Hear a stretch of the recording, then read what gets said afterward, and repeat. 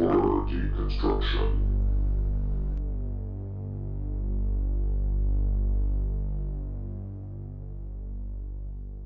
What's up, everybody? This is a quick... Go ahead, Danny. What was important that you had to say? Welcome to the Horror Deconstruction. You find us at horrordeconstruction.tumblr.com, youtube.com/horrordeconstruction, as well as facebook.com/thehorrordeconstruction with your host, Comp. Unwaxed. And? Thea. And this is a direct-to-YouTube version of the episode of the Horror Deconstruction because I didn't want these two people to watch this horrible movie, although I did want Thea to see a little bit of it. It's called The Town That Dreaded Sundown. There's actually two versions of this film from 1976 as well as 2014, and I saw both. And Thea saw, what, 5 minutes of the 2014? I probably saw about 10, and then I sort of skipped forward a little bit. So let me get into it pretty quickly. The Town That Dreaded Sundown is based on actual events that happened in the late 1940s. Around Texarkana. They actually kind of fake bullshitted some of the storyline just to make it interesting for film. Is it about seasonal depression? Yeah, I think so. It's about this guy with a bag. It's very close to what happened with the Zodiac murders in real life, actually. And they had to change it because it was independently filmed and financed or whatever by this director named Charles B. Pierce.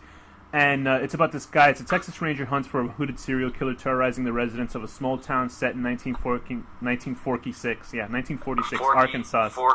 Loosely based on a true story. So basically, this guy with a rag over or a mask over his head. It's like basically like a pillow sheet with holes in the eyes. Pillow sheet. Yes.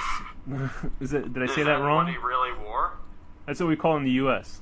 That's what I guess the victims. Was it like a cool textile on it? This is basically the shit kicker hick version of the Zodiac killer because they never caught him and he killed a couple of people. And in the 1976 version of the film, he actually I'm just gonna give it a quick rundown. It's not that good. It's almost like a Zodiac but boring.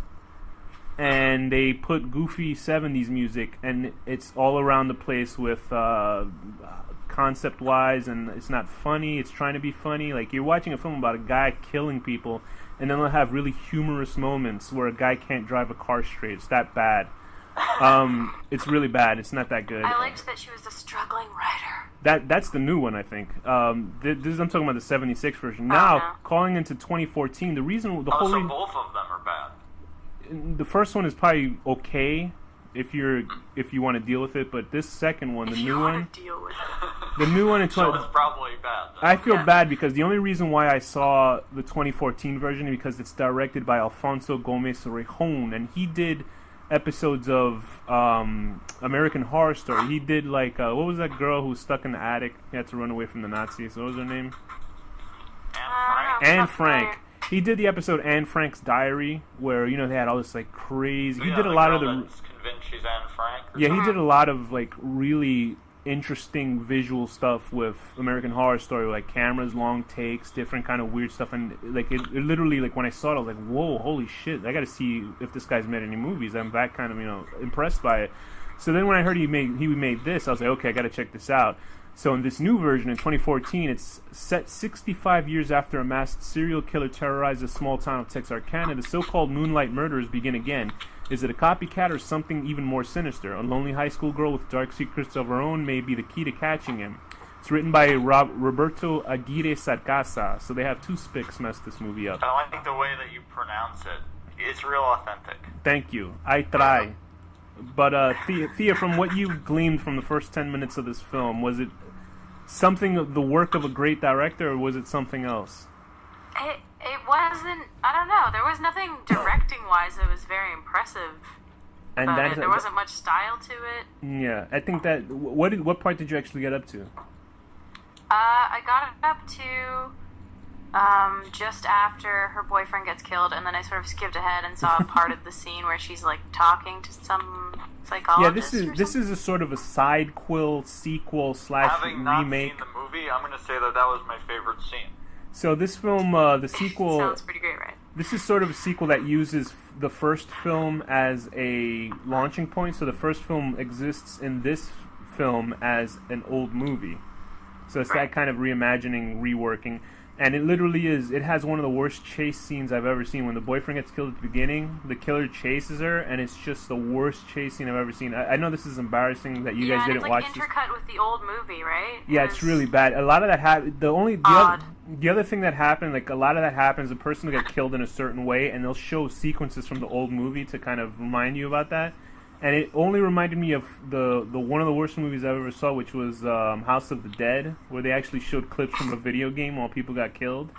Very disturbing. Oh my god, that movie. This movie is not very good. The pacing is bad. The main character, for them to turn something that was realistic and then turn it into a cheapo slasher is kind of shit. So that's my quick rating on this. The first one I'll give it 5 out of 10, just because it's an interesting film to see in the 70s. This one I'll give it a fucking 3 out of 10, 4 out of 10 because the girl's cute. It's a horrible movie. And Thea, what did you Do we give? get to see boobs? Yes, you do. You see a girl having sex with her boyfriend, and the killer chops his head off, and that's what happens. Right. Yeah, it's Does not he good. keep going, or like a headless chicken? No, type of unfortunately thing? they were separate when that happens. But yeah, this isn't a good movie. It's shit. It's pretty bad. Yeah, from what I saw, it was not really. So I'll give it a 4 out of 10. Okay. Bad movie that I'm rating just for YouTube. 4 out of 10. So you love this movie? Is how I'm gonna take this. Yes, 400 times. It actually has the bum manservant from American Horror Story Coven, that actor that's pretty much in everything American Horror Story. Oh, okay. Has Gary Cole. There's some pretty graphic murder. Dennis O'Hare, that's the guy. Pretty graphic murders in here, but it's not a very good movie at all, and it makes me very upset with that, and that's why I had to review it just for YouTube. Okay, guys? So with Just that, to be angry. so Danny, what's your rating Thank on you. it? My rating on a movie I've never. There you go. That's I'm his gonna rating. Give it a 10 out of 10. And Thea, what's your rating for this? For what you saw the 10 minutes of I'm it? gonna give it 3 out of 100. Nice. So with that, Danny, what's the final word?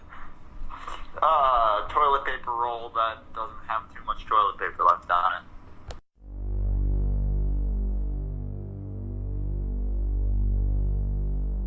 The horror deconstruction.